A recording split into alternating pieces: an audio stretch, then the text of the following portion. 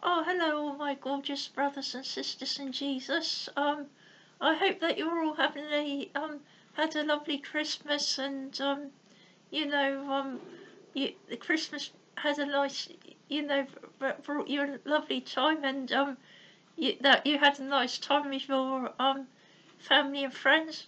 Obviously, we all know that the true meaning of Christmas is Jesus and everything. I know we don't know when he was born or anything, but we celebrate his birth because we want to celebrate with him the fact that he came to this world and for us and became like the song says. It's like the song where it says if God was one of us and God was one of us and his name was Jesus and they say what was his name, what did he look like and things, and obviously we do know his name. His name is Jesus, and God dwelt amongst us, and that brought us a true meaning, and he's a true meaning of Christmas. And anyway, now is New Year's Eve, and we're about to leave this old world, not world, I mean year, and head on into the next year and everything. And I saw a couple of things that Mark Murkison wrote, and I'm sure he won't mind if I share them because he's such a lovely brother in Jesus and everything. I, what he wrote on the 21st of December was, so many times in life you just can't fix broken. I'm not telling you anything that you don't already know, but I know someone who can fix it, and you already know him. Whom I going to mention as well, don't you?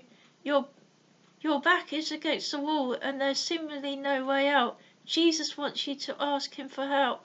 Call upon him and see what he would do. You would be amazed. And that's what he wrote on his Facebook page. And it kind of like reminded me of a dream that I had when I was a child. And I want to share that dream with you. It's I don't know if I already shared it with before, but I might have done. But perhaps I forgot that I shared it, and but anyway, I want to share it with you again, because him saying about having their back against the wall, and Jesus still being there, and everything. You can call upon Jesus even if you have your back against the wall, and that reminded me of a dream that I had when I was a child, and in this dream, I was on the seashore, but the tide was coming in. There was no escape, and there was only steep cliffs. And right in front of my eyes. There were steep cliffs, and I was basically trapped between the sea, the raging angry sea, and the cliffs, and going up the cliffs would be the only way out. But of course, I can't climb the cliffs because I'm, only me. I'm not any rock climber or anything like that. But then, when I called out for Jesus and everything, what happened was Jesus was walking along the coast towards me, and he told me to climb on his back, which I did. And then with me on his back, he did the most amazing thing.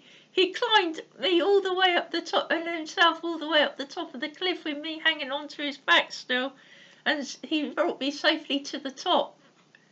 So I'm happy for you to share my dream with you, and because it's not just for me the dream, I think it's for all of you out there too, and because anyone that calls upon his name shall be saved, it says. So that's basically what happened in my dream. I called upon his name and I got saved, and you know um when 2026 comes in and everything, we might have good times, but we also might be faced with situations that seem impossible and everything. I mean, I don't know what's going to happen next year. We just have to leave it in Jesus's hands and everything. And all I do know is that I know the one that who I'm going into 2026 with. I know that he's still going to be there in 2026, and he's promised never to leave us all forsake us and everything. And you know, last year there was a lot of brothers and sisters in Jesus, believing that we was going to be in heaven by now and that the rapture was going to come, but they came and passed and everything because obviously only God Himself knows the day or the hour when He's going to come and everything. But I do believe for every year that passes, well, not just believe, it's a fact. For every year that passes, is that we're definitely getting a year closer to Jesus is coming and everything. So when we celebrate in our New Year's tonight and everything, we can celebrate a couple of things. We can celebrate knowing that Jesus is going to come with us in the new year, and we can also celebrate the fact that we're getting closer to the second coming and everything. Now, a couple of milestones has happened to me. Last year was the first time that I became a grandma, and I got a little granddaughter now.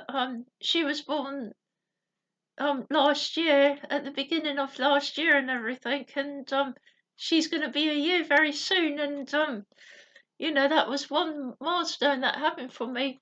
And the next milestone, which is happening on January the 31st, is that I'm going to become 50 years old, and and everything. So I probably have been through half of my lifetime already and everything. So at 50 and everything, I've seen a few things that have happened and everything. And I remember when I was a kid and we used to have New Year's, with my dad's side of the family, we used to see the New Year in. We used to have a meal and we used to go Skittles. We used to play Skittles and everything. And we would all, when the clock struck midnight and everything, we would all do the conga around and everything. So that's happy memories of the New Year. So that's a couple of milestones that definitely has happened to me and everything.